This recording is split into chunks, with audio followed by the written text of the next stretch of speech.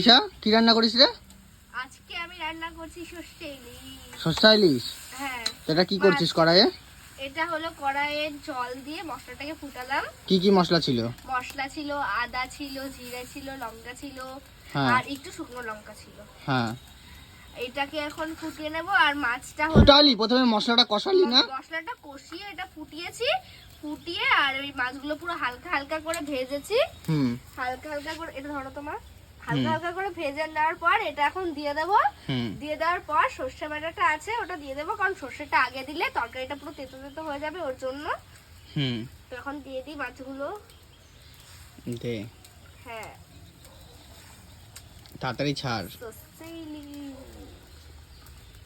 মনে হয় ভালো খেতে হবে। কতবার রান্না করেছি এটা আমি। তোর কি মনে হয় ভালো হবে খেতে? হ্যাঁ। ভালো হবে? হ্যাঁ। ও সেই ব্যাপার কিছু। এখন সর্ষে ইলিশ